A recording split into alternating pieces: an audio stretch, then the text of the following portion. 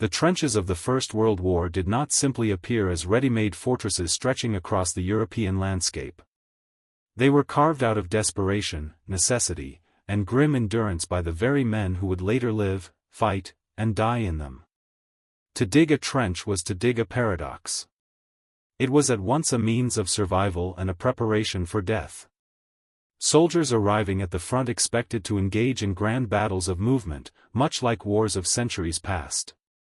Instead, they were handed shovels, picks, and sandbags and ordered to transform soft farmland, rocky fields, and ruined villages into a vast network of ditches that would become their entire world. The irony was brutal. The trenches were designed to protect them from the merciless rain of shells and bullets, yet in constructing these defenses they were essentially digging their own graves. Work began the moment fresh troops reached a sector. Orders came down quickly and without sympathy. Young men who had barely held a rifle in anger were commanded to carve out 6-foot-deep lines under the cover of night, often within earshot of the enemy. The job was exhausting and terrifying. Shovels clanged against rocks while shells whistled overhead. A soldier might pause for breath only to hear the cries of the wounded in the darkness, or the sudden crack of a sniper's bullet targeting any movement above ground. There was no romance here, only sweat, fear, and the choking stench of churned earth mixed with blood. Those who survived the digging learned quickly that their new home was not the noble fortress promised by military planners, but a muddy coffin stretching for miles. The design of these trenches followed a cold, calculated geometry. At the front lay the firing trench, the narrow lip where soldiers crouched to peer over the parapet, rifles ready, sandbags stacked high in the faint hope of catching a bullet or fragment of shell. Behind it, connected by zigzagging communication trenches, were support and reserve trenches where reinforcements, supplies, and medics waited in constant readiness. The zigzags were deliberate. A straight trench would have been a death sentence, allowing machine gun fire to sweep through uninterrupted. Instead, the trenches bent and turned like broken bones, claustrophobic walls of earth that offered security at the cost of visibility. Soldiers described them as labyrinths, confusing and suffocating. Many recalled the disorientation of being lost only yards from their own lines. Digging itself was more punishment than protection. Earth collapsed without warning, burying men alive or leaving them stranded waist-deep in sucking mud. Heavy rains transformed unfinished trenches into lakes overnight. Soldiers balanced on planks, called duckboards, laid across the bottom to keep feet above water, but boards sank quickly, and soon men sloshed knee-deep in stagnant pools alive with frogs and insects. Every shovelful of earth had to be lifted and piled, often into sandbags, which were stacked to reinforce walls. Sandbags rotted in the rain and burst apart, demanding endless repairs. The job was Sisyphean. By the time one section was patched, another had collapsed. Soldiers cursed the futility, yet continued because to stop was to invite death. The soil itself was an enemy. In some regions, chalky ground crumbled under pressure, requiring constant shoring with wooden planks scavenged from barns and churches.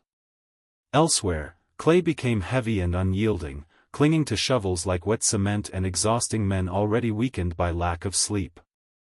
Frost made the soil rock-hard in winter, forcing men to swing pickaxes until their hands blistered and bled. In summer, the heat baked trenches into ovens, and dust filled lungs with every breath. The physical toll of trench construction was relentless, and the psychological toll was worse. Soldiers joked bitterly that they had been conscripted as grave diggers rather than warriors. And yet, despite the misery, discipline demanded that trenches be completed and maintained at all costs. Officers patrolled with notebooks, measuring parapet height, checking drainage, ensuring loopholes were cut into sandbags for rifles to poke through. Punishments awaited those who shirked their duties. The reality was that trenches required constant labor just to remain functional. A section neglected for even a few days risked collapse, flooding, or exposure to enemy fire. Men rotated through digging shifts day and night, even under bombardment.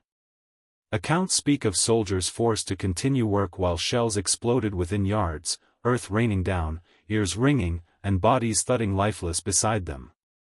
The irony that the trenches both preserved and destroyed life was never lost on those within. In moments of shelling, the earth itself became a shield. A man who kept his head below the parapet might survive a machine gun burst that shredded anyone foolish enough to peer out. A dugout reinforced with timbers could withstand the shockwave of a near miss. But safety was an illusion. A direct hit obliterated everything, burying men alive in tons of soil. Survivors dug frantically with bare hands to free comrades entombed in collapsing walls. Some succeeded. Others heard only muffled screams fading beneath the weight of earth. The same trenches that spared men from bullets became mass graves for those unlucky enough to be caught in bombardments. The scale of this trench system was staggering. From the Belgian coast to the Swiss border, hundreds of miles of trenches scarred the land.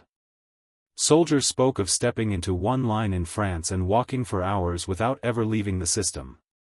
It was a man-made canyon stretching across a continent, an open wound in the earth visible even from the air. Each new arrival added spadefuls of dirt, deepening, extending, reinforcing. It was a collective effort of millions, each trench etched by hand, each section claimed in blood. The men who dug them rarely believed they were temporary.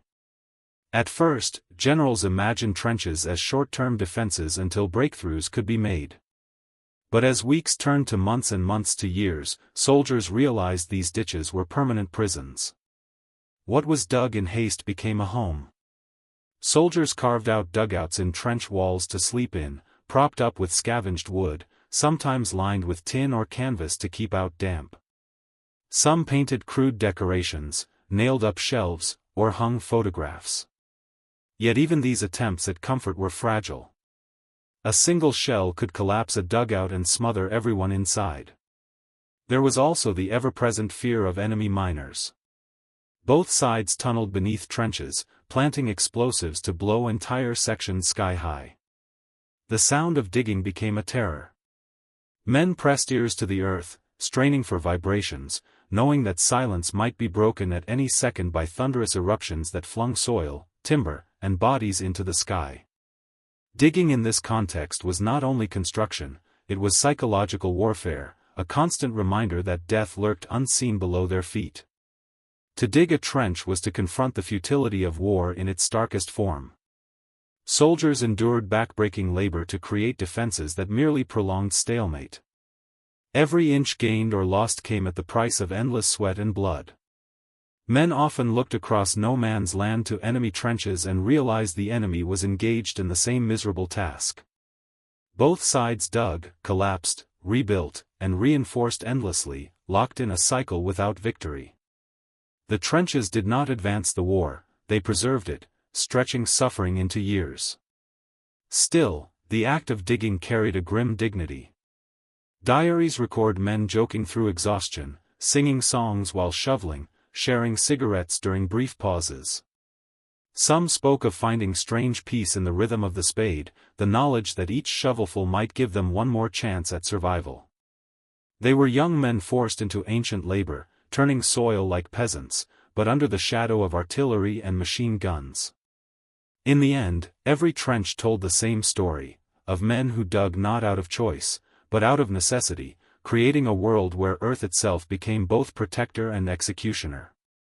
Life inside the trenches was not defined only by mud, bullets, and barbed wire. It was defined just as much by the living things that thrived in those dark and damp conditions, creatures that turned an already unbearable existence into something close to nightmare. To imagine trench life without rats, lice, and flies is to imagine a different war altogether. These infestations were constant companions, more reliable than the officers, more present than letters from home, and in many ways, just as dangerous as the enemy across no man's land. The most infamous of these creatures were the rats. They were not the timid scavengers of cities but monstrous, well-fed beasts swollen on the abundance of death that surrounded them. Soldiers described rats the size of cats, their fur slick with moisture, their eyes shining in the dim light of candles or lanterns. They gorged themselves on corpses, tearing open shallow graves or crawling across no man's land to feast on unburied bodies.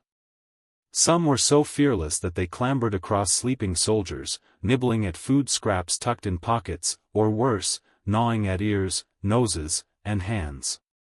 Imagine lying half asleep, hearing the scratching of claws on timber, then feeling teeth sink into your skin. For many, this was not a rare occurrence but a nightly torment. Attempts to kill them were relentless. Soldiers used bayonets, rifles, boots, and traps. A rat might be skewered only for 3 more to emerge from the shadows. Shooting them became almost a sport in quieter moments, though ammunition was precious. Cats and terriers were sometimes brought into the trenches to control the plague, and some became beloved mascots, but they could not stem the tide. The rats reproduced with terrifying speed, feasting on corpses, scraps of bully beef, and anything else they could find. Their endless presence gnawed at morale just as surely as they gnawed through rations and clothing. Diaries record soldiers waking to find rats scampering across their chests, dragging away scraps of bread, even leaping from shelves where men had tried to store food out of reach. No effort could keep them out. They were as much a part of trench life as rifles or helmets. If rats represented the grotesque, lice embodied the intimate misery of daily trench existence. Soldiers called them chats, scratching endlessly at seams of uniforms and under collars. Lice nested in the fabric of unwashed clothing, in blankets, even in the seams of sandbags used as pillows. Once entrenched, they were impossible to eradicate. Washing was rare and often impossible, uniforms grew stiff with sweat and dirt, perfect breeding grounds for parasites. Soldiers spent hours delousing whenever they could, sitting by candlelight, stripping off shirts, and running seams through flames to burst the eggs. But even this ritual was a losing battle. Within days, the itching returned, and new generations of lice were crawling. The constant scratching led to raw skin, sores, and a sense of unending filth. More insidious still was the disease lice carried, trench fever. It began with a sudden high temperature, racking headaches, and pain behind the eyes. Muscles ached as though torn, and men were left weak, sweating, and shivering. Recovery could take weeks, and although it rarely killed, it removed thousands of soldiers from the line. Doctors struggled to diagnose it at first, only later linking it to lice. Yet even with this knowledge, the war offered no solution. Delousing stations sprayed men with chemicals, fumigated clothing, and shaved heads, but within days of returning to the trenches, the cycle began again. Soldiers joked bitterly that lice were the only creatures certain to survive the war. Flies, too, swarmed the trenches in plague-like clouds, especially in summer. They bred in the open latrines and in the countless bodies that lay rotting between the lines. Soldiers described trenches so thick with flies that they could hardly eat without swallowing them. Food tins attracted them instantly, and men waved hands constantly while trying to chew. Every spoonful of stew or tea carried the risk of insects. Combined with the smell of rot, it was enough to turn stomachs. In diaries and letters, soldiers often remarked that the buzzing of flies was as constant and maddening as the whine of shells overhead. The stench of trench life was inseparable from its infestation.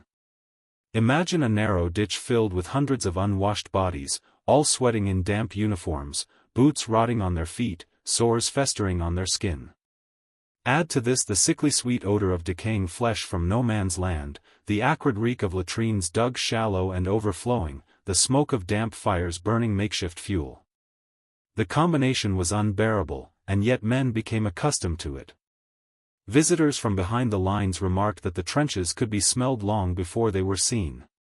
For those who lived there, the stink became a constant backdrop, a reminder that hygiene was an unattainable luxury. Letters home rarely captured these details. Soldiers censored themselves, not wanting to horrify their families. But in private diaries, the truth spilled out. Men described scratching themselves bloody, waking in terror to rats biting them, swatting flies from their food, gagging on the stench of rot.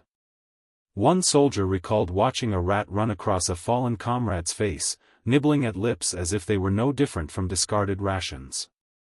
Another wrote of shaking out his tunic only to see hundreds of lice fall like rain.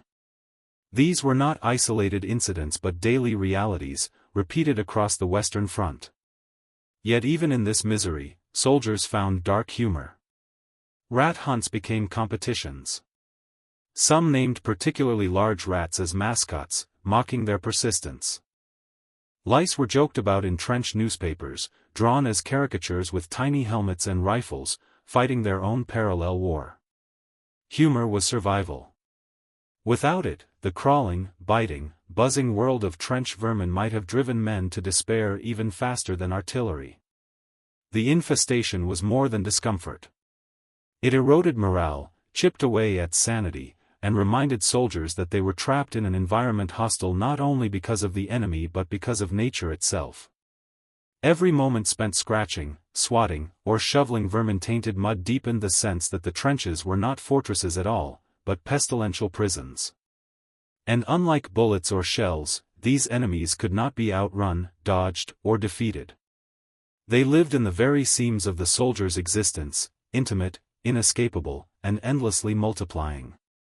Food in the trenches was never just about survival, it was about morale, comfort, and the fragile sense of humanity that soldiers clung to amid the chaos. Yet for most men, the meals they received were more punishment than nourishment. The army promised steady rations, and on paper the numbers seemed respectable, calories enough to sustain a man in grueling conditions. But the reality was far different. What reached the front was often spoiled, infested, or so monotonous that men dreaded eating as much as they dreaded going over the top. "We lived on a diet of mud, maggots, and misery," one soldier would later write, summing up an experience that defied official reports and propaganda posters. The staple of trench dining was bully beef, the British slang for tinned corned beef. It arrived in square metal cans, salty and greasy, packed so densely that a knife had to be forced inside to pry it free. Soldiers quickly grew sick of it. By candlelight in dugouts, they carved off lumps that oozed with fat, chewing mechanically while muttering curses about the monotony. In hot weather, the tins turned rancid. In cold weather, they froze into bricks that had to be hacked apart with bayonets. Paired with hardtack biscuits, known mockingly as dog biscuits, the meals were barely edible. The biscuits were so hard that men cracked teeth on them. Some softened them in tea or water, while others broke them into fragments and mixed them into stews. Yet the hardness was only part of the problem. Many biscuits arrived crawling with weevils. Soldiers joked grimly that at least the insects provided protein. Tea was the saving grace of trench rations. Almost every diary and letter mentions the ritual of brewing it, no matter how filthy the water or how hurried the moment. Soldiers boiled muddy water in empty food tins, tossing in loose leaves or pre-packaged blocks of tea. Sometimes the water came from shell craters, contaminated with rotting corpses or chemical residue. They drank it anyway. The warmth and caffeine were worth the risk. Tea became a symbol of routine, of civilization surviving amid mud and death. Men joked that as long as they had tea, they could survive anything. But the taste was often bitter, tinged with the flavor of smoke, tin, and whatever filth had seeped into the water. Sugar and jam occasionally brightened meals, though even these came with problems. Jam was usually plum or apple, and the sheer repetition drove men to desperation. "We are sick to death of plum jam," one soldier wrote. Others found ways to mix jam with bully beef or biscuits to create crude puddings. Some stirred it into tea for sweetness. Yet the supply of jam was inconsistent, and when it ran out, meals descended again into bleak monotony. Soldiers longed for variety, eggs, bacon, bread, but such luxuries rarely reached the front. When they did, they were treasured, savored in small bites, or traded like gold between comrades. Spoilage was a constant enemy. Food had to be transported across miles of torn-up terrain, through rain, mud, and shellfire.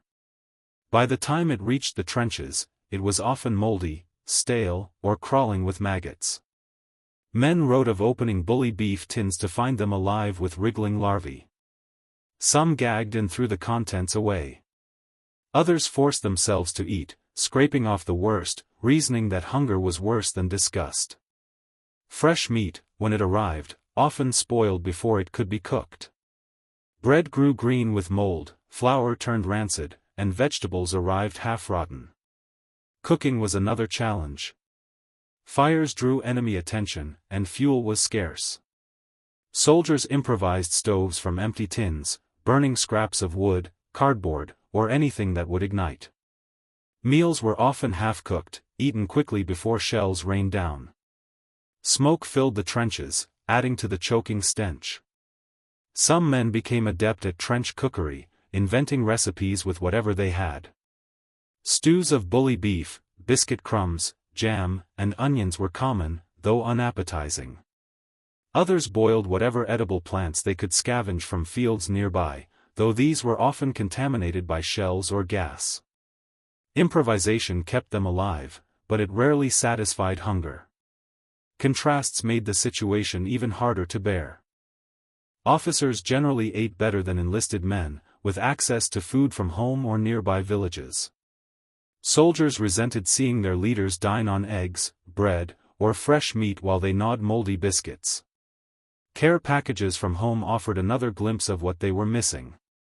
Cakes, chocolates, and tins of fruit sent by families were devoured instantly, sometimes eaten in one sitting because there was no way to store them safely. A single tin of peaches could become a memory treasured for weeks. Sharing these rare gifts strengthened bonds, but also highlighted the gulf between trench life and the comforts of home. Hunger was not always constant, sometimes rations arrived in abundance, other times not at all. Supply lines were vulnerable to shellfire, mud, and chaos. Soldiers might go days with little more than stale bread, then suddenly receive more food than they could eat. This unpredictability added to the stress. Men learned to hoard when they could, tucking away biscuits or tins in dugouts. But hoarded food attracted rats, and more than one soldier woke to find their secret stash devoured by vermin. Despite the misery, food became a central topic of conversation. Soldiers swapped recipes, fantasized about meals back home, and described in detail the roasts, pies, and puddings they would eat after the war. In letters, they begged families to send packages of biscuits, sweets, or tea. The act of imagining food was itself a form of escape, a way to mentally step out of the mud and into the warmth of a family kitchen. Some trench newspapers even published satirical menus, mocking the grim reality with lines like, "Entree, bully beef with plum jam." Yet food was also a measure of hope. When rations arrived on time and in good condition, morale lifted. A hot meal, even a poor one, could bring comfort after hours in the cold. Soldiers described the relief of sipping hot tea in a dugout while shells burst above, the warmth reminding them that they were still alive. Meals were social moments, chances to gather, talk, and share. Even in the bleakest conditions, the ritual of eating preserved a sense of community. Still, the grim truth remained: trench food was often disgusting, insufficient, and demoralizing. Maggot-filled meat, rock-hard biscuits, foul water, and endless monotony broke spirits as surely as bombardments. Hunger gnawed constantly, never fully satisfied. Soldiers dreamed of home-cooked meals but woke to bully beef and mold. The war robbed them not only of comfort but of dignity, reducing meals, the simplest pleasures of life, to daily trials of endurance. And for many, the memory of trench rations lingered long after the guns fell silent, a taste that forever carried the bitterness of war. Disease was the silent army that stalked the trenches, striking with an indifference more merciless than any enemy shell. Soldiers entered the lines prepared to face bullets, bayonets, and gas, but what they often feared most were the unseen killers festering in mud and filth. The conditions of trench life created a breeding ground for sickness, and for many men, illness was not an interruption to the war but a constant companion. The damp, the rot, the overcrowding, and the lack of hygiene forged an environment where the human body deteriorated almost as quickly as the morale of the men trapped there. Among the most infamous of these afflictions was trench foot, a condition that turned a soldier's boots into instruments of torture. Constantly standing in waterlogged mud, with no chance to dry socks or shoes, soldiers' feet swelled, blistered, and then began to rot. The skin turned gray and waxy, peeling away to reveal raw flesh beneath. In severe cases, toes blackened and fell off, leaving men crippled. The pain was excruciating, described as a stabbing fire with every step. Soldiers wrapped their feet in spare rags, smeared whale oil or grease onto their skin in a desperate attempt at protection, and rotated socks when they had extras, but often they did not. Many had no choice but to march and dig while their flesh disintegrated inside their boots. Officers demanded that feet be inspected daily, yet inspections did little against the reality of endless mud. To prevent infection, medics often had to amputate toes or entire feet, leaving men permanently disabled. For some, the war ended not in a blaze of heroics but in the quiet agony of losing a limb to rot. Dysentery was another cruel enemy. With latrines often overflowing or dug shallow in the trench itself, human waste seeped into the same ground where men ate, slept, and fought. Water drawn from shell holes or makeshift wells was frequently contaminated. The result was inevitable: soldiers doubled over with cramps, racked by diarrhea, dehydrated and weakened. The stench of illness mingled with the ever-present odors of mud and death. Medical treatment was rudimentary, and soldiers sometimes fought while feverish and faint. Dysentery did not discriminate, striking officers and enlisted men alike, reducing them to shadows of themselves, too weak to carry rifles or dig. Typhus and cholera haunted the trenches as well, carried by lice and fleas, spreading rapidly in overcrowded dugouts where dozens of men huddled together for warmth. Fever, chills, delirium, and rashes struck suddenly, leaving soldiers bedridden in conditions that offered no true rest. Hospitals behind the lines overflowed with men burning with fever, and many never returned. Even when not deadly, these diseases removed thousands from the front, thinning the ranks in ways artillery could never achieve. Commanders lamented the loss of manpower, while soldiers cursed the endless itch of lice that carried sickness in their seams. The lice themselves were more than just pests; they were a constant, living reminder of trench squalor. Soldiers scratched until their skin bled, tearing at collars, sleeves, and trouser seams where the parasites nested. Delousing stations attempted to burn them out with chemicals or steam, but success was fleeting. Within days of returning to the trenches, men were crawling with them again. Lice spread not only trench fever but despair. To be perpetually unclean, to never feel the relief of smooth, lice-free skin, wore down men's dignity. Some joked bitterly that lice were the true victors of the war, thriving no matter who won or lost. Injuries sustained in combat were often worsened by the filthy conditions in which they were treated. A bullet wound might be survivable, but once packed with mud, manure, and bacteria from the trenches, infection set in rapidly. Gangrene was common, flesh turning black as toxins spread through the body. Surgeons, lacking modern antibiotics, were forced to amputate limbs to save lives. Operations were often done hurriedly, in crowded field hospitals where dozens of men lay groaning side by side. Anesthesia was primitive, supplies were short, and many endured the saw and scalpel with little more than a dose of morphine or a stiff drink. The screams of surgery echoed through canvas tents, haunting survivors long after the war. One particularly cruel scourge was gas gangrene, caused when wounds became infected with soil rich in anaerobic bacteria. The infection spread with terrifying speed, producing foul-smelling pus, swelling, and excruciating pain. Once the condition set in, death often followed within days unless radical amputations were performed. Soldiers described the skin bubbling and splitting, releasing gases that hissed from their flesh. It was horror that defied comprehension, and doctors could do little beyond cutting away the infected parts and praying the patient survived. Even illnesses not directly tied to wounds left their mark. Respiratory infections flourished in the damp trenches, where smoke from fires and constant exposure to cold air weakened lungs. Bronchitis and pneumonia were common killers, striking hardest in winter. Frostbite maimed countless soldiers, fingers and ears turning black as circulation failed.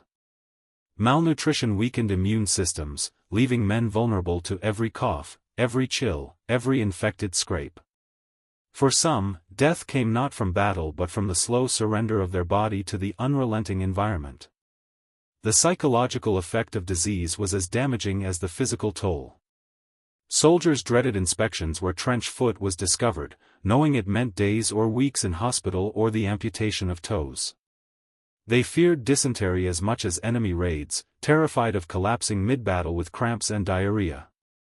Watching comrades waste away from typhus or gangrene reminded them that the trenches offered no escape. Even survival felt like degradation, as men itched, limped, and coughed their way through each day. Disease stripped them of strength, dignity, and sometimes sanity. And yet, amidst the horror, soldiers found ways to cope. They joked grimly about going to the latrine parade, mocked the lice as their ever-present companions, and made dark humor out of amputations. Some turned illness into a strange sort of blessing. Going sick could mean a temporary reprieve from the front lines, a few days of rest in a hospital bed, perhaps even a hot meal and clean sheets. But this was small comfort. For every man who escaped the trenches through illness, another never returned, consumed by rot, fever, or infection. The trenches were not merely battlefields, they were breeding grounds of disease that waged war on the body and spirit alike. Men arrived as healthy young soldiers and were reduced to hollow figures, limping, scarred, coughing, scratching endlessly at their lice-ridden skin.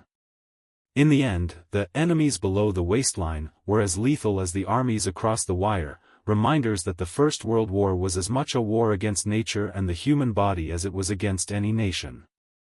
Sleep was the most elusive commodity in the trenches, a fragile dream forever broken by the thunder of artillery, the crack of rifles, and the gnawing anxiety of waiting for an attack that might come at any moment. Soldiers arrived at the front expecting exhaustion, but they could not imagine the scale of fatigue that trench life imposed. The body might ache for rest, but the trenches offered no silence, no comfort, and rarely more than a stolen hour before some new terror ripped men awake. For many, sleep was not a relief but another ordeal, haunted by nightmares that mirrored the waking world. Bombardments were the greatest enemy of rest. The relentless pounding of shells could last for hours or even days, turning night into a waking hell of noise and shockwaves. Men lay pressed against earthen walls as the ground quaked beneath them, their eardrums assaulted by the unending roar. Sleep in such moments was impossible, even when eyelids closed, the body jerked awake with every crash. The psychological toll was immense. Some soldiers developed a condition they called bombing insomnia, where even in the rare moments of quiet their nerves refused to let them rest, expecting at any second the next explosion. The trenches themselves conspired against sleep. Dugouts were crude shelters dug into trench walls, often little more than cramped holes propped up with wood or corrugated iron. Dozens of men squeezed together, shoulder to shoulder, with no privacy and little ventilation. In summer, the air grew suffocating with sweat and the smell of unwashed bodies. In winter, damp seeped through the walls, dripping onto faces as men tried to close their eyes. Rats scurried across sleeping soldiers, sometimes nibbling at exposed skin. Lice crawled constantly, forcing men to scratch until they bled. Sleep was never deep, never clean, it was a half-conscious haze where exhaustion briefly overpowered discomfort. Even when the guns fell silent, duty rarely allowed for more than a few hours' rest. Soldiers were organized into strict shifts, some stood guard on the fire step, others carried supplies along communication trenches, while still others repaired sandbags or reinforced walls. Rotations meant that at least a third of a company was always awake, leaving the rest with scraps of time to doze. 2 or 3 hours of broken rest was considered lucky. Some men grew so exhausted that they fell asleep standing up, rifles in hand, leaning against trench walls or each other for support. Others collapsed in mud or on duckboards, oblivious to the filth, too tired to care if they sank into freezing water. The lack of proper sleep led to strange symptoms. Men reported hallucinations, hearing voices in the thunder of artillery or seeing phantom figures in the mist. Exhausted soldiers spoke to comrades who were not there or mistook shadows for advancing enemies. Letters home described the sensation of drifting in and out of reality, unable to tell waking from dreaming. Some officers worried that fatigue made men unreliable in battle, prone to mistakes or panic. But there was no remedy. Sleep deprivation was as much a weapon as bullets and shells, grinding down soldiers until they functioned on sheer instinct. Nightmares tormented those who managed to drift off. Dreams replayed bombardments, bayonet charges, and the screams of the wounded. Men woke sweating, gasping for air, or clawing at their blankets as though drowning in mud. The line between dream and reality blurred. One soldier recalled waking from a nightmare of shellfire only to realize the sound was real, the bombardment outside had resumed, and his mind could no longer distinguish the two. For others, dreams were filled with images of home, cruel reminders of what they had lost. To wake from such visions was almost worse than never having dreamed at all. Small rituals helped men cling to rest where they could. Cigarettes became an evening companion, the glow of a match shared in silence before men tried to sleep. Some prayed softly, clutching small crosses or tokens from home. Others scribbled in diaries, letting ink carry their fears away before attempting to close their eyes. Singing was another ritual. A quiet song passed down a trench could soothe nerves, even if only for a moment. These acts did not guarantee sleep, but they gave the illusion of order, a fragile comfort in a world that had none. There were also rare moments of unexpected peace. On quiet nights, when both sides tacitly agreed to pause their firing, the silence was almost unbearable in its strangeness. Soldiers lay awake listening to the distant croak of frogs or the rustle of wind through grass in no man's land. Some found these moments more unsettling than bombardments, the quiet reminding them of how alien normal life had become.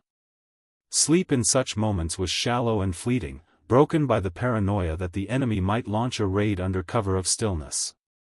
Exhaustion shaped behavior in ways that commanders struggled to control. Men snapped at each other, tempers fraying over small irritations. Others withdrew into silence, too tired to speak or care. Discipline was harder to enforce. A soldier who nodded off on sentry duty risked a firing squad for negligence, yet many could not help themselves. The human body has limits, and the trenches pushed men past them. Commanders rotated units out of the line for rest whenever possible, but rest often meant marching to rear positions, digging new trenches, or hauling supplies, tasks that offered little true recovery. For some, exhaustion became a weapon of resistance. Soldiers deliberately slowed their work, claiming fatigue, or feigned illness to escape night duties. Others found a perverse pride in their ability to endure without sleep, boasting of standing watch for days. But beneath the bravado was fragility. Many men's nerves simply broke. They shook uncontrollably, unable to close their eyes without panic. Medics labeled them as suffering from shell shock, but exhaustion was often the true culprit. Letters from soldiers often spoke longingly of sleep, describing it as the greatest luxury they could imagine. Home was pictured not in grand meals or parades but in the comfort of a clean bed, silence, and uninterrupted rest. Mothers sent pillows, blankets, and socks, small tokens of domestic comfort, though these rarely survived long in the trenches. Some soldiers carried scraps of fabric from home as makeshift pillowcases, pressing them to their faces at night for the scent of familiarity. In the end, trench warfare was as much a war against exhaustion as against the enemy. Men fought to stay awake on guard, fought to sleep through bombardments, fought to preserve sanity in a world that denied them rest. Every hour of slumber was stolen, fragile, and haunted. Sleep was no longer a refuge but another battlefield, and many emerged from the war remembering not only the horror of combat but the endless nights of half-conscious misery. The trenches never truly slept, and neither did the men who endured them. The trenches were not isolated ditches where men simply huddled in misery, they were surrounded by a brutal ecosystem of weapons, traps, and innovations designed to kill. Every inch of ground outside the trench lines was sculpted by war into a death zone, littered with barbed wire, machine gun nests, sniper holes, and the ever-present threat of gas drifting silently through the air. For soldiers who lived in the trenches, the very landscape itself seemed alive with malice, shaped not by nature but by human ingenuity in destruction. To step outside the narrow confines of their dugouts was to enter a world designed to maim, suffocate, and annihilate. Barbed wire was perhaps the simplest yet most terrifying weapon of trench warfare. It stretched in tangled masses across no man's land, forming twisted jungles of steel that could trap entire platoons. Soldiers described charging across fields only to find themselves ensnared, their uniforms ripped, their bodies exposed to machine gun fire. Wire cutters were issued but were often dull or useless under fire. Men hacked frantically, fingers torn and bleeding, while bullets ripped through their ranks. At night, raiding parties crept forward to cut paths through the wire, each movement a gamble under the gaze of enemy flares. The wire served not only as a physical barrier but as a psychological one, a cruel reminder that even if a soldier survived the trenches, escape into no man's land meant certain entanglement and death. Beyond the wire, machine guns ruled the battlefield. They were the great equalizer of the war, capable of mowing down entire waves of men in seconds. Each trench bristled with hidden gun emplacements, their barrels sweeping across the open fields.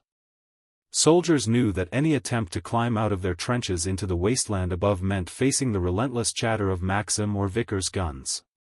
Accounts describe no man's land becoming carpets of bodies, rows of men cut down before they even reached halfway across. The presence of machine guns turned offensives into massacres, ensuring that the war settled into stalemate. For soldiers on defense, the sound of their own guns was grim reassurance. For those on the attack, it was the soundtrack of slaughter. Snipers added another layer of terror. Hidden in cleverly camouflaged positions, sometimes in trees, ruins, or specially built bunkers, they waited for the smallest sign of movement. A soldier raising his head above the parapet for a moment's glance might never lower it again. Diaries are filled with stories of men struck down while lighting cigarettes, adjusting helmets, or even just yawning in the open. To combat this, soldiers devised elaborate tricks, dummy heads made of papier-mâché, raised on sticks to draw sniper fire and reveal positions. But the fear never left. The knowledge that an unseen eye might be trained on you at all times kept men crouched low, shoulders hunched, living in perpetual paranoia. And then there was the most insidious weapon of all, gas. Chemical warfare turned the air itself into an enemy, invisible and inescapable. The first major attack at Ypres in 1915 introduced chlorine gas, a yellow-green cloud rolling across the battlefield, sinking into trenches, and choking men where they stood. Soldiers coughed violently, eyes burning, throats searing as lungs filled with acid. Panic spread as men tore at their throats, collapsing in the mud, frothing at the mouth. Later came phosgene, even more lethal, and mustard gas, which blistered skin and eyes, leaving men blind and covered in weeping sores. Unlike bullets or shells, gas was unpredictable. A sudden shift in wind could blow it back into the lines of the very army that released it. For soldiers, the mere whisper of gas alarms sent waves of terror, as they scrambled for masks or pressed urine-soaked rags to their faces, desperate for any protection. Gas masks became essential, but early designs were crude and unreliable. Soldiers carried flannel hoods soaked in chemicals, pulling them over their heads as the gas rolled in. Breathing through them was suffocating, vision blurred, and panic often set in. Later masks with filter canisters offered better protection, but fear remained. Men dreaded being caught unprepared, their masks lost or damaged. Stories circulated of soldiers suffocating slowly, clawing at their faces, their screams muffled as lungs filled with poison. Gas was not only a physical weapon but a psychological one. The possibility of invisible death drifting silently on the wind haunted every moment of trench life. Even the ground itself became a weapon. Artillery shells littered no man's land, unexploded and waiting to be disturbed. Shell craters, sometimes filled with water, became traps for the unwary. A soldier might leap into one for cover only to sink waist-deep in mud, unable to climb out before being buried by another explosion. The constant shelling turned fields into lunar landscapes, barren and pockmarked, where movement was almost impossible. Men spoke of the ground itself shaking like a living thing, trembling under the unending bombardments. Hand grenades and mortars added to the arsenal of trench destruction. Soldiers hurled bombs across no man's land, their explosions sending showers of mud and shrapnel into crowded trenches. Improvised weapons like jam tin bombs, crafted from empty food tins filled with explosives and nails, were commonplace in the early war. Later came standardized grenades like the Mills bomb, designed for efficiency in killing.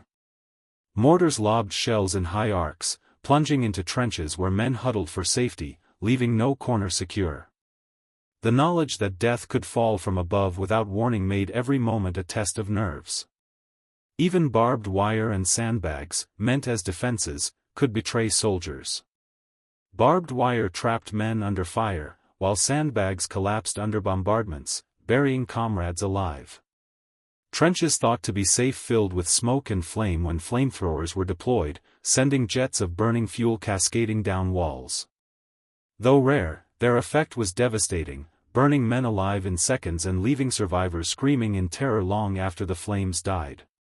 What made these weapons particularly terrifying was not only their physical damage but their psychological impact. Soldiers lived with the constant awareness that any moment might bring a sniper's bullet, a sudden shell, or an invisible cloud of gas. The unpredictability of it eroded sanity. A man could prepare himself for battle, but not for drowning in mud, choking on chlorine, or being caught in wire as machine guns cut him down. Every weapon seemed designed not just to kill but to terrify, to remind men that safety was an illusion. And yet, in this environment, soldiers adapted.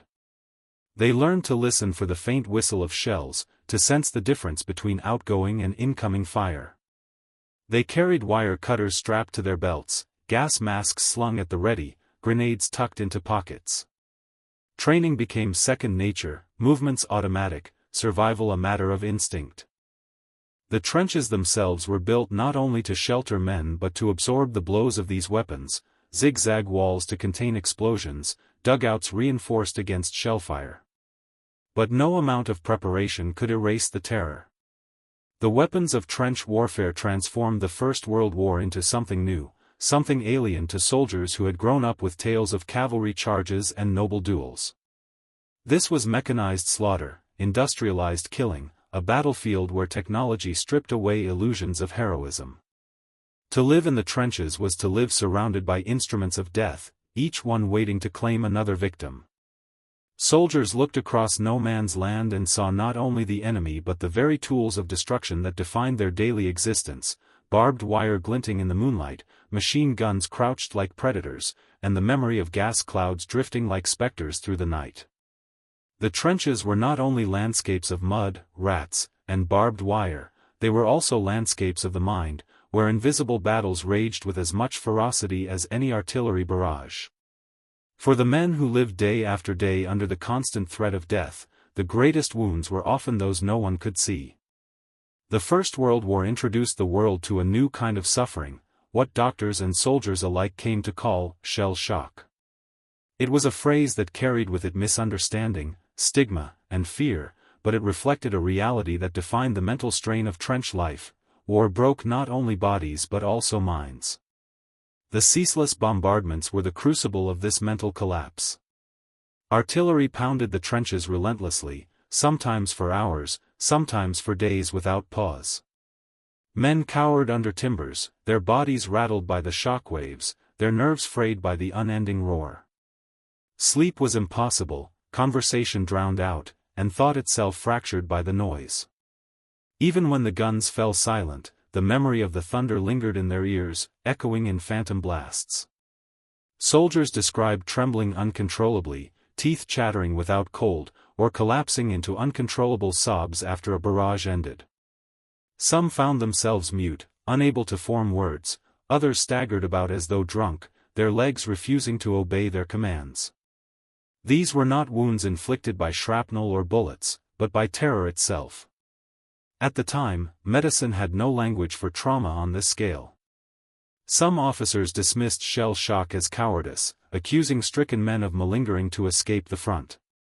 Others saw it as a purely physical injury, caused by the concussive force of nearby explosions rattling the brain. But the truth was more complex. Shell shock was the body's reaction to unrelenting stress, to the daily grind of fear and fatigue that stripped away resilience layer by layer. Men who had once been steady and strong broke down suddenly, sometimes after years of endurance, sometimes after a single day in the trenches. The stigma of mental collapse was often worse than the symptoms themselves. A soldier who trembled uncontrollably might be accused of lacking courage. A man who refused to go over the top because his nerves failed him could be court-martialed for cowardice, with the penalty of execution by firing squad. Dozens were shot as examples, their deaths meant to restore discipline, even though today we would recognize them as victims of trauma. The cruelty of this treatment left survivors haunted, not only by their own suffering but by the memory of comrades executed for an ailment no one truly understood. For those who endured, the signs of strain were everywhere. Soldiers startled at sudden noises, ducking instinctively at the clatter of tin cups or the snapping of wood. Some suffered from uncontrollable tics, blinking, jerking, stuttering, that set them apart from their comrades. Nightmares tormented even the most stoic men, dragging them back into battles long over. They woke drenched in sweat, hearts pounding, convinced that shells were falling again. In letters home, they tried to hide their struggles, but in diaries, the truth emerged. "I feel I am losing my grip," one man confessed. "I cannot think, cannot sleep, cannot stop shaking." The strain of trench life extended beyond bombardments. Constant vigilance eroded the mind. Every moment spent peering over the parapet carried the possibility of a sniper's bullet. Every patrol across no man's land could end in ambush. The very act of waiting for the next attack, the next order, the next whistle to charge, drove men into states of nervous collapse. Time stretched unbearably, days blending into nights, weeks into months, with no clear end in sight. The monotony of waiting was punctuated by bursts of sheer terror, a rhythm that shattered the psyche. Fear was not the only burden. Grief stalked the trenches as relentlessly as lice or rats. Men formed bonds with comrades who shared their misery, only to see them torn apart in an instant. The sight of a friend's body mangled by shrapnel left scars no surgeon could heal. Survivors carried guilt as well as grief. Why him and not me? This survivor's guilt added to the crushing weight on their minds, convincing many that their continued existence was meaningless. Some wrote home apologizing for surviving when better men had not. Others grew silent, withdrawing into themselves, unable to share their thoughts with anyone. Suicide was a whispered reality. Some men placed themselves deliberately in harm's way, standing tall in the trenches or wandering into no man's land, preferring death to another day of fear. Others used their rifles on themselves when the weight became too much. Official reports often masked these acts as combat deaths, but comrades knew the truth. The silence around suicide reflected the stigma of mental breakdown, a stigma so powerful that men chose death rather than face accusations of weakness. Still, not all responses to trauma were tragic. Soldiers developed coping mechanisms that allowed them to endure. Humor, often black and irreverent, became a shield. Men joked about lice as "our pets" and mocked the absurdity of their own suffering in trench newspapers. Songs lifted spirits, even when lyrics were twisted parodies of military hymns. Cigarettes, alcohol, and gambling provided brief escapes. Some men poured their anguish into writing or sketching, producing poems and drawings that captured the madness of war with haunting beauty. These small acts of creativity and laughter were lifelines, keeping sanity afloat in a sea of despair. The medical response to shell shock was inconsistent. Some doctors attempted humane treatment, rest, quiet, and therapy behind the lines. Others used brutal methods, including electric shocks intended to jolt men back to normalcy. Recovery was uneven, some returned to the front only to collapse again, while others never regained their health. Hospitals filled with trembling, mute, or screaming men, their minds shattered beyond repair. The sheer scale of the affliction forced the military to confront it, even if understanding remained elusive. By war's end, hundreds of thousands had been diagnosed, though countless others suffered in silence. The long-term consequences were devastating. Men returned home with invisible wounds, unable to work, plagued by nightmares, and alienated from families who could not grasp what they had endured. Shell shock became one of the war's most enduring legacies, shaping how societies understood trauma in the decades that followed. Yet at the time, the men themselves bore the burden in isolation, their suffering compounded by shame. To live in the trenches was to live in a world that dismantled the mind as surely as it destroyed the body. Fear, grief, exhaustion, and the relentless grind of survival eroded even the strongest spirits. Some endured, some broke, and some never returned, their minds lost in the endless echoes of shellfire.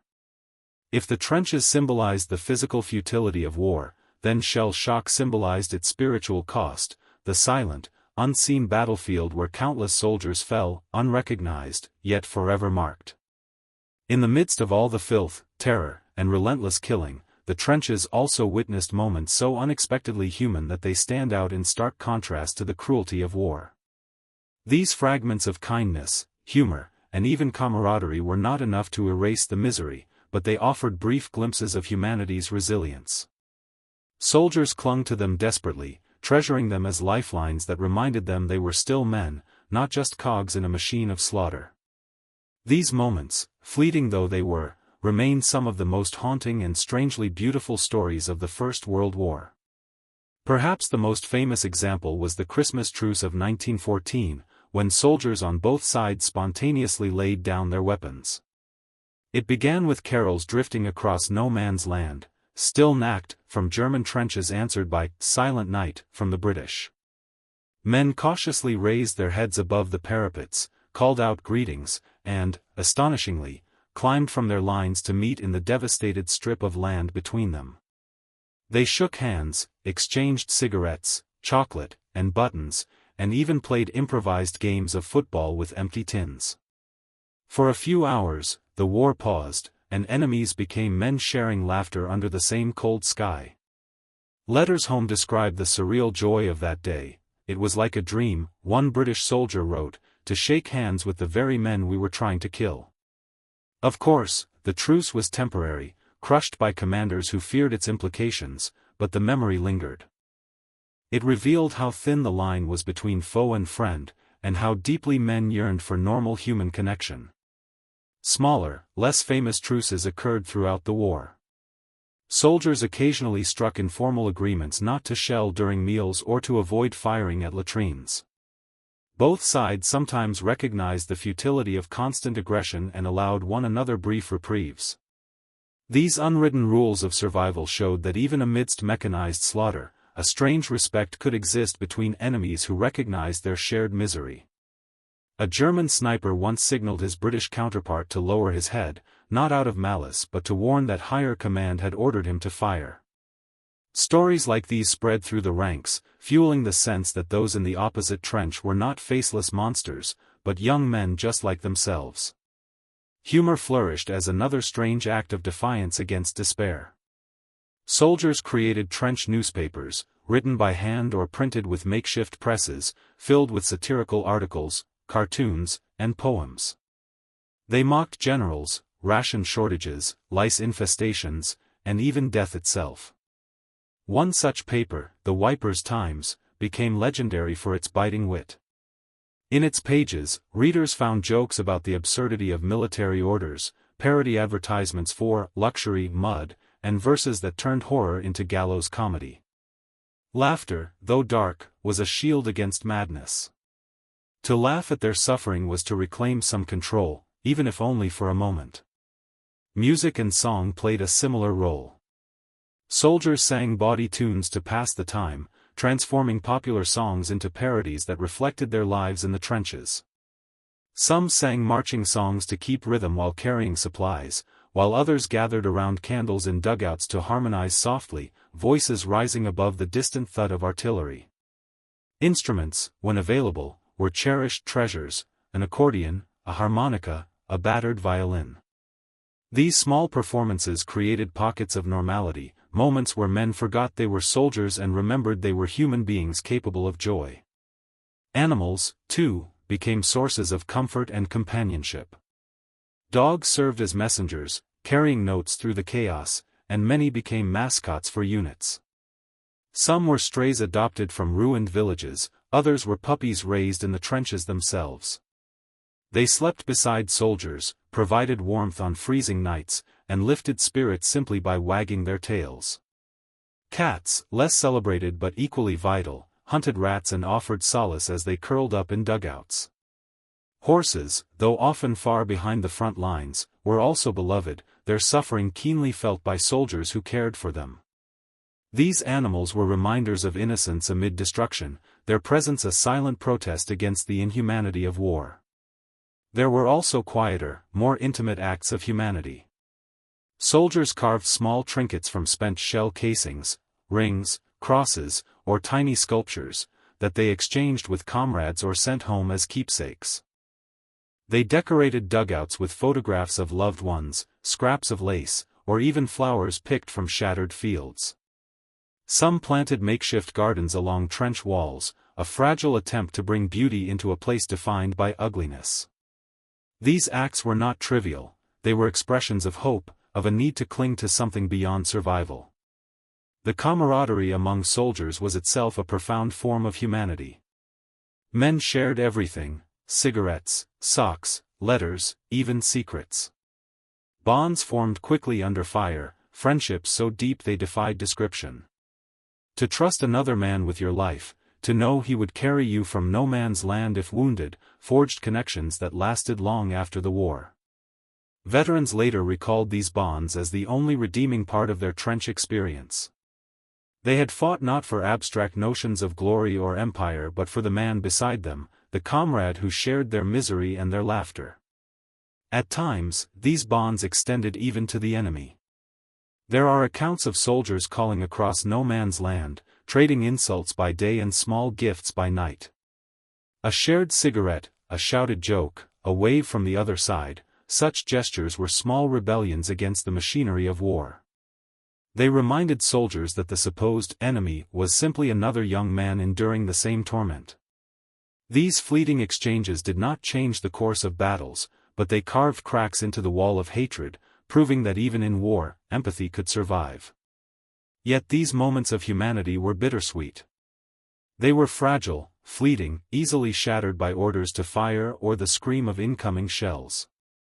The Christmas truce ended with the resumption of bombardments, jokes in trench newspapers were followed by casualty lists, pets and mascots were sometimes killed by shells along with their human companions. Still, the fact that such moments existed at all is telling. They reveal that even in the harshest conditions, men sought ways to assert their humanity.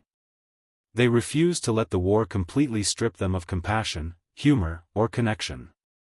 These strange moments of humanity did not erase the horrors of trench life, but they punctuated it with reminders of who the soldiers truly were.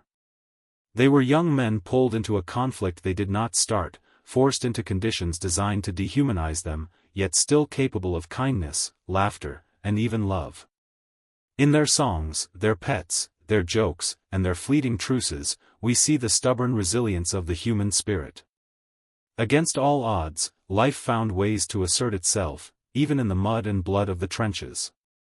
And it is perhaps in these small, fragile acts of defiance that the truest story of the soldiers can be found, not just as victims of war, but as human beings who fought, in every sense, to remain human.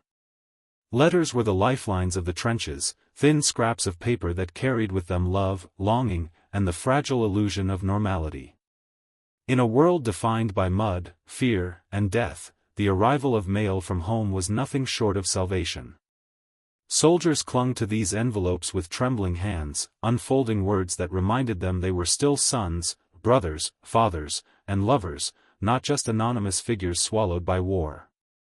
For many, letters mattered more than food or rest, for they nourished the spirit when the body was nearly broken. Writing was as important as receiving. Soldiers scribbled notes whenever they could, by candlelight in dugouts, during lulls in fighting, or while leaning against sandbags in the half-light of dawn. Pencils and paper were carried as carefully as rifles, and men guarded their letters jealously until they could be sent. They wrote of trivial details, weather, food, jokes shared among comrades, choosing deliberately to shield their families from the true horrors around them. Few described the stench of corpses or the terror of bombardments. Instead, they crafted gentle fictions, assuring loved ones they were safe, warm, and fed. "Don't worry about me," became a refrain repeated endlessly, even by those who had just survived unimaginable nightmares. Censorship shaped much of what could be said. Letters were inspected by officers, and any mention of locations, battle plans, or morale was struck out. Some men tried to evade censorship through codes, small phrases only their families would understand, references to local landmarks disguised as casual remarks. Others grew frustrated and limited themselves to bland reassurances. Yet even the censored words carried weight. A simple, "I am well," was enough to ease a mother's fears, at least for a while.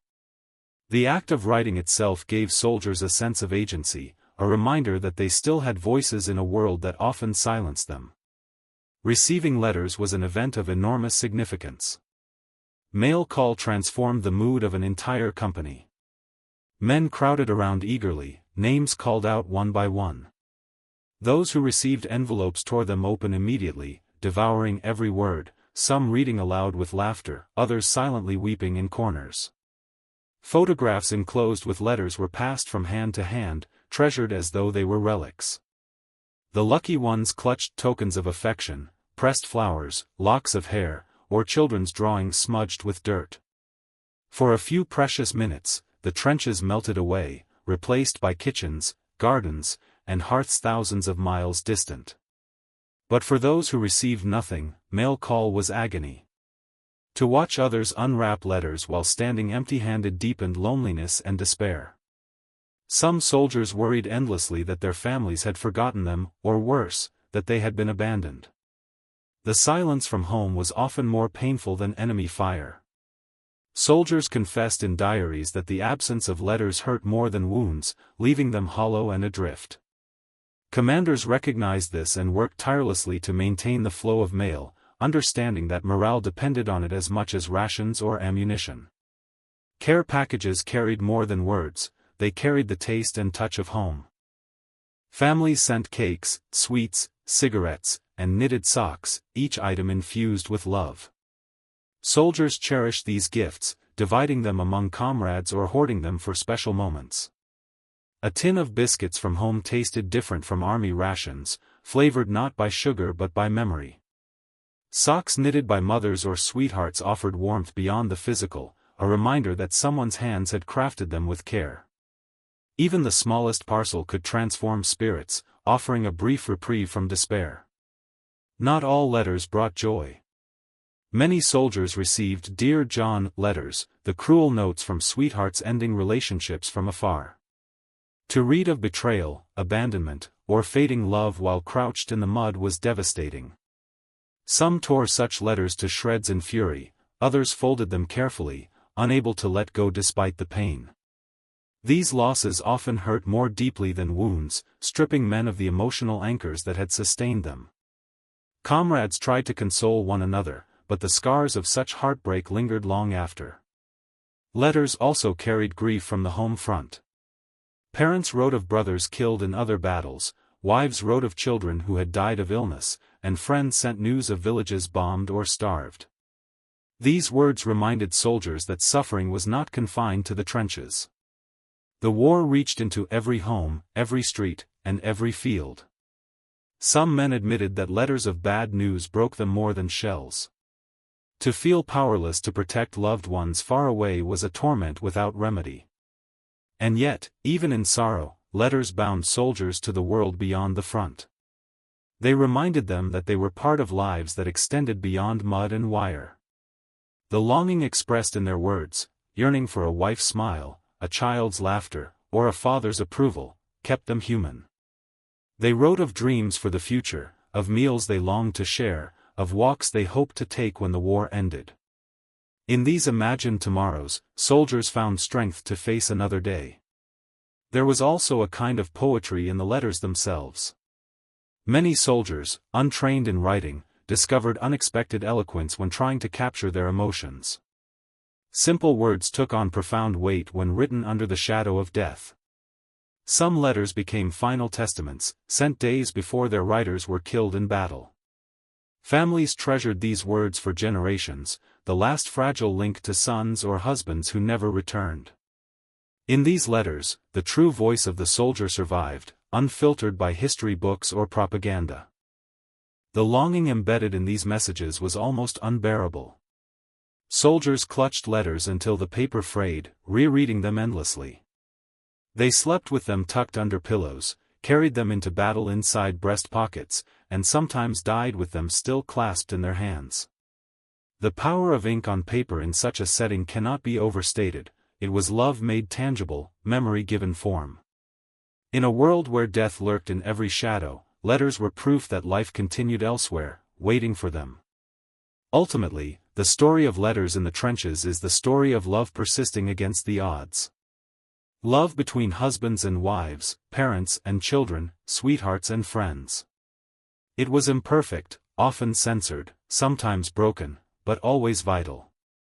These words carried across oceans and fields of battle served as invisible threads linking soldiers to the world beyond the mud.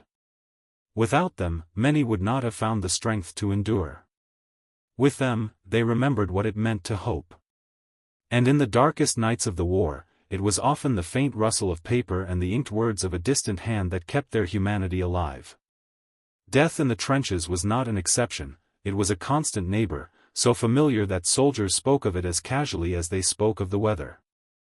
To live on the front lines was to share every moment with the presence of death, sometimes sudden and violent, sometimes slow and lingering, but always inevitable. It clung to the air in the stench of corpses, it stared from the vacant eyes of fallen comrades, and it whispered in the silence between bombardments. Death was not merely an event but a condition of existence, shaping every thought, every breath, every step in the mud. The corpses of the dead were often left where they fell, sprawled across no man's land or slumped against parapets. Retrieving bodies was dangerous work, and under constant fire, it was rarely possible. Soldiers learned to fight and sleep beside the remains of comrades, sometimes for days, sometimes for weeks. In some sectors, corpses became part of the trench itself, propped against walls, covered with mud, or buried shallowly only to be unearthed by the next explosion. Men wrote of reaching for a sandbag only to find their hands sinking into decomposed flesh. The grotesque blending of the living and the dead created a reality where soldiers could not escape reminders of their own fate. No man's land was the most tragic graveyard of all. The space between opposing trenches, littered with tangled wire and shattered trees, was strewn with bodies that could not be recovered. Soldiers described seeing the same corpses day after day, their uniforms tattered, faces blackened, and limbs twisted unnaturally. Rain and sun took their toll, swelling and bleaching the remains, until they became unrecognizable. Rats gorged on them, and birds circled overhead. The sight was so common that many men stopped looking, forcing their eyes forward to avoid despair. And yet, in letters and diaries, the memory of these abandoned dead resurfaced again and again, haunting them long after they left the front. Burials, when possible, were hurried and improvised. Under fire, soldiers dug shallow pits, lowering bodies quickly with whispered prayers. Sometimes only a handful of comrades could attend, standing with helmets removed as shells exploded nearby. Wooden crosses were fashioned from broken planks or rifle stocks, scrawled with names if time allowed. More often, graves went unmarked, bodies lost in the chaos of shifting battle lines. The simple dignity of a proper funeral was a luxury few could afford. Men lamented burying friends without ceremony, knowing their families would never know the place where they lay. Death did not always come cleanly. Many soldiers were mortally wounded, left crying out in no man's land where no one could reach them. Their screams echoed through the night, unbearable for comrades forced to listen helplessly. Some begged for mercy, pleading to be shot to end their suffering. Others faded slowly, their voices growing weaker until silence fell. The psychological toll of hearing these cries was immense. Soldiers wrote of covering their ears, of feeling guilt for surviving while their comrades perished in agony just a few yards away. For many, these memories were worse than the sight of death itself. Gas attacks added another layer of horror. Victims did not die instantly but suffocated slowly, their lungs burning, their eyes blinded, their skin blistered. Comrades watched helplessly as men writhed and clawed at their throats, unable to draw breath. Survivors carried the sound of gas victims coughing and choking for the rest of their lives. In some ways, this drawn-out suffering was more feared than a sudden shell. Death by gas was not only painful but humiliating, reducing strong young men to wheezing wrecks, collapsing in their own vomit and blood. The omnipresence of death forced soldiers to adapt psychologically. Many grew numb, treating the loss of comrades with grim acceptance. Letters home often spoke of deaths with chilling brevity, "He went quickly," or "We buried him today." Some used humor as a shield, joking about death as though it were a trivial inconvenience. Others turned fatalistic, believing their fate was sealed no matter what they did. "If your number's up, it's up," they said, shrugging at the randomness of survival. This fatalism allowed them to keep moving forward, but it came at the cost of deep emotional detachment. Still, death could not be normalized entirely. Every soldier felt the sting of loss when it touched someone close. Comrades who had shared cigarettes, songs, and laughter were suddenly gone, leaving a void that could not be filled. Soldiers carried tokens of the dead, watches, photographs, or lockets, to send back to grieving families. Writing condolence letters was one of the most dreaded tasks, as men struggled to put words to grief in a way that would soften the blow for mothers and wives. Many admitted to lying, claiming their comrade died painlessly, even when the truth was horrific. Protecting families from the full reality of trench death became a burden soldiers carried alongside their rifles. Death also became part of the physical environment. The smell of decay hung over the trenches, a sickly sweet stench that no amount of cigarettes or pipe smoke could mask. Flies swarmed incessantly, drawn to both corpses and latrines, landing on food and faces without discrimination. Soldiers gagged on the odor but learned to live with it, as inescapable as mud or lice. Some claimed they could distinguish between the smell of dead animals and dead men, a knowledge they wished they had never acquired. The trenches became open graves, a reminder that life and death coexisted without boundary. Religion played a complex role in confronting this constant neighbor. Some men found solace in prayer, clutching rosaries or small Bibles as they prepared to charge or endure bombardments. Chaplains did what they could, offering last rites in shell holes, organizing makeshift burials, or simply listening to confessions. For others, faith faltered. The sheer scale of death made them question how any God could allow such suffering.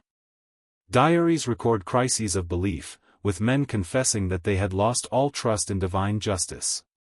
Whether through faith or doubt, the trenches forced every soldier to grapple with mortality in ways no civilian could imagine. The relationship with death in the trenches was one of constant negotiation.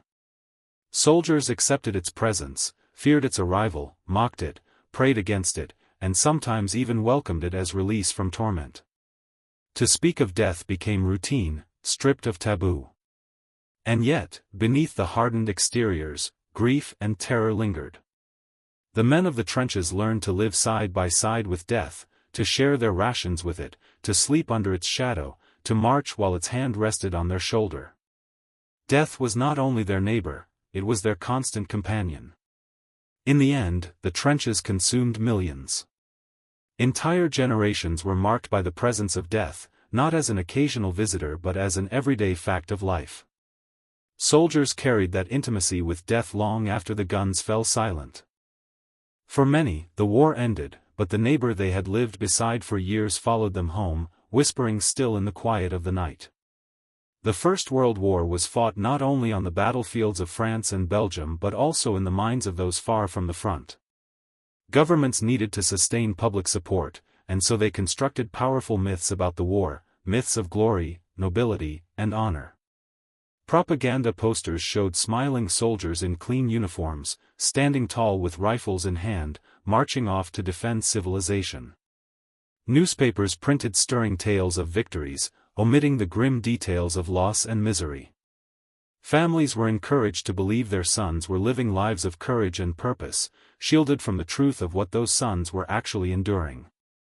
The gulf between myth and reality was vast, and for those who lived in the trenches, it became one of the cruelest aspects of the war. The myth of the soldier as a heroic figure was the most pervasive. Recruitment campaigns painted war as an adventure, a noble test of manhood. Posters depicted men marching proudly, flags waving, and comrades smiling shoulder to shoulder. These images promised excitement, honor, and even romance, luring countless young men to enlist with dreams of heroism. In reality, what awaited them was mud, lice, rats, and terror. Instead of glory, they found themselves crouched in trenches filled with sewage, waiting for shells to fall. The medals and speeches promised in propaganda rarely matched the horror of watching comrades torn apart or the humiliation of suffering from trench foot and dysentery. For many, the disillusionment was devastating. Another powerful myth was the idea of a clean war, fought with dignity and restraint. Posters showed soldiers in pressed uniforms, their faces clean, their weapons polished. But the real soldiers were caked in mud, their clothes stiff with filth, their skin crawling with lice. Photographs that slipped through censorship revealed gaunt faces, hollow eyes, and uniforms in tatters. Diaries tell of men who went weeks without washing, who reeked of decay and smoke, who could not remember what it felt like to be clean. The chasm between the pristine imagery shown at home and the squalor of the trenches bred bitterness. Soldiers knew their families were being fed lies, and they felt trapped between protecting them with silence or revealing truths too shocking to bear. Propaganda also glorified the idea of noble sacrifice. Mothers were told their sons died as heroes, fallen for freedom. Soldiers themselves often scoffed at this notion. Death in the trenches was rarely noble. It was sudden, random, and often grotesque. Men were blown to pieces by shells, suffocated by gas, or drowned in mud. There was no poetry in watching a friend scream for hours with a stomach wound, or in burying comrades in shallow graves under fire. Yet these realities were invisible to the home front, where images of white crosses in orderly cemeteries suggested peace and honor. The truth was chaos, filth, and despair. Soldiers carried the bitterness of that contradiction, feeling that their suffering had been sanitized beyond recognition. Censorship itself reinforced the myths. Letters home were stripped of detail, forced into bland reassurances: "I am well, we are comfortable, the food is good." Families received a version of trench life that bore little resemblance to reality.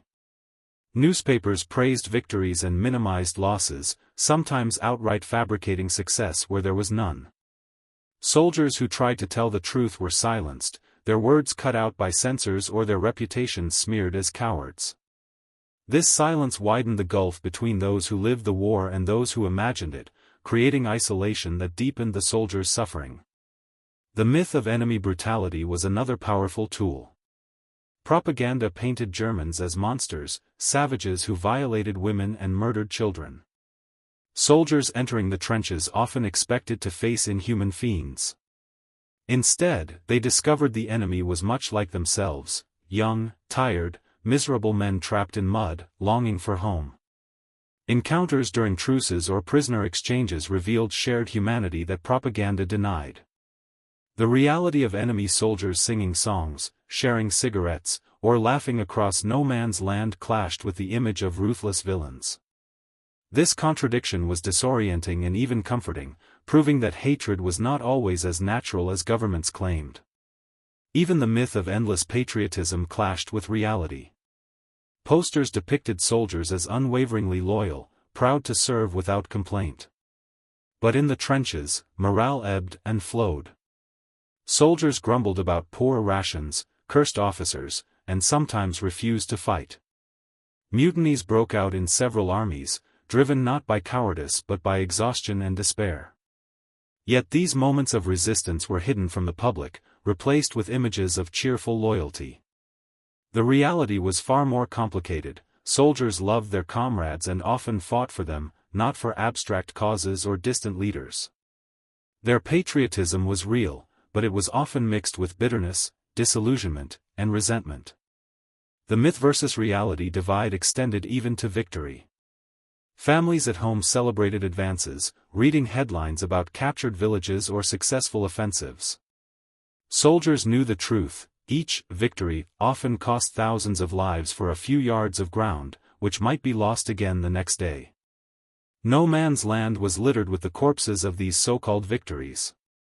For soldiers, the word advance meant wading through mud under machine gun fire, climbing over bodies, and perhaps surviving only to collapse in exhaustion in another filthy trench. The triumphs celebrated at home were often indistinguishable from defeats in the trenches. This gap between myth and reality left scars. When soldiers returned home, they often found themselves unable to share their experiences. Families expected stories of heroism and pride, but the veterans carried memories of filth, fear, and meaningless death. Many stayed silent, feeling that no words could bridge the gulf between what the public had been told and what they had endured. Some turned their silence into bitterness, resenting the civilians who believed in myths while they had lived the truth. Others wrote poetry, novels, and memoirs, determined to tear down the illusions and reveal the war for what it was. These voices, from Wilfred Owen to Eric Maria Remarque, reshaped how the world remembered the war, turning myths into cautionary tales. Ultimately, the story of myths versus reality is one of betrayal. The young men who marched off to war believing in glory discovered they had been deceived. Their suffering was hidden, their deaths polished into propaganda, their lives reduced to slogans. The reality of trench warfare was too horrifying to admit, so governments clothed it in myth. But the men who endured it carried the truth in their bodies, their minds, and their memories. And that truth, the reality of mud, rats, disease, fear, and meaningless death, stands today as the starkest rebuttal to the illusions of honor and glory that once lured millions into the trenches. When the guns finally fell silent in November 1918, the trenches did not simply disappear. They remained as scars across the European landscape, deep furrows of mud and memory that symbolized the futility and horror of modern war. For the soldiers who had lived in them, the trenches were more than physical structures. They were prisons of fear, classrooms of suffering, and graveyards for millions of dreams. Their legacy stretched far beyond the war itself, shaping the lives of survivors, the societies they returned to, and the way the world remembered conflict for generations to come. One of the most immediate legacies was the toll on the bodies of those who survived. Millions returned home maimed, missing limbs, blinded, or crippled by disease. Trench warfare had introduced new kinds of wounds, from gas burns to amputations necessitated by gangrene. Prosthetics became a booming industry in the post-war years, as men struggled to adapt to life with artificial legs or arms. Yet no prosthetic could restore what was lost. Survivors often found themselves dependent on families who had no preparation for the burden. Many drifted into poverty, begging on street corners, their empty sleeves or hollow eyes a living reminder of the trench's cost. But the most enduring scars were often invisible. Shell shock, though poorly understood at the time, left countless veterans struggling with nightmares, tremors, and hallucinations. Some were unable to work, unable to speak of what they had endured, trapped in their memories of bombardments and screams. Families, unprepared to understand trauma, often saw them as broken or weak. Institutions filled with men pacing endlessly, muttering to themselves, or staring blankly into space, their minds lost forever in the trenches. These psychological wounds carried forward into entire communities, affecting children, spouses, and the social fabric of nations. The war also created what came to be known as the lost generation. Young men who might have become poets, teachers, craftsmen, or fathers instead spent their formative years crouched in mud, fighting for inches of ground. Many never returned, leaving gaping holes in their societies. Those who did return often found themselves alienated, unable to connect with civilians who could not comprehend trench life. The vibrancy of youth was replaced by weariness, cynicism, and disillusionment. The post-war world was shaped by this absence, its culture haunted by the lives that had been consumed in the trenches. Yet out of this suffering came innovation. The brutality of trench warfare forced armies to adapt. Helmets became standard issue, replacing the soft caps that had once left men vulnerable. Gas masks were refined, offering protection against chemical attacks. Medical practices advanced rapidly, blood transfusions, antiseptics, and surgical techniques developed out of necessity. The sheer scale of injury and disease demanded new systems of care, laying the foundation for modern military medicine. Even the concept of rehabilitation gained traction, as societies grappled with how to restore men not only physically but mentally. These advancements, born in desperation, would influence medicine for decades. The trenches also left a mark on culture. Writers and poets turned their experiences into searing critiques of war. Wilfred Owen's verses spoke of the pity of war, while Siegfried Sassoon's biting words mocked the lies of propaganda. Novels like Eric Maria Remarque's All Quiet on the Western Front brought the reality of trench life to readers around the world, stripping away illusions of glory. Art, too, reflected the trauma. Painters like Otto Dix depicted grotesque, scarred landscapes and twisted figures, capturing the psychological devastation of the trenches. These cultural works ensured that the memory of trench life endured not as myth but as raw truth, shaping how future generations understood the First World War. The physical landscape bore scars as well. Farmers returning to their land found fields littered with unexploded shells, barbed wire, and bones. Entire regions were deemed uninhabitable, marked as red zones, where the soil was poisoned and the dead still lay buried. To this day, plows in France and Belgium unearth remnants of the war, helmets, weapons, even bodies preserved in mud. The trenches themselves, though filled in or reclaimed by nature, left traces visible from the air. They became silent monuments, reminders that the earth itself had been wounded. Societies, too, were reshaped by the legacy of the trenches. Governments faced the monumental task of caring for veterans, widows, and orphans. Pensions, hospitals, and charities emerged, though they often fell short of the need. The political landscape shifted as well. The disillusionment bred in the trenches fueled skepticism toward leaders and institutions. The old promises of glory and empire rang hollow against the memories of mud and death. In many nations, this disillusionment contributed to political upheaval, the rise of radical movements, and a longing for stability that shaped the interwar years. Perhaps the greatest legacy of the trenches was the way they redefined war itself. Before 1914, many still believed in the romance of battle, the honor of the charge, the glory of sacrifice. The trenches destroyed those illusions. War was revealed as industrial slaughter, a grinding machine that consumed human lives with mechanical efficiency. The image of young men huddled in filth, waiting to die for a few yards of ground, became the defining symbol of modern warfare. The phrase, "never again," echoed through Europe, a desperate hope that such horror would not be repeated.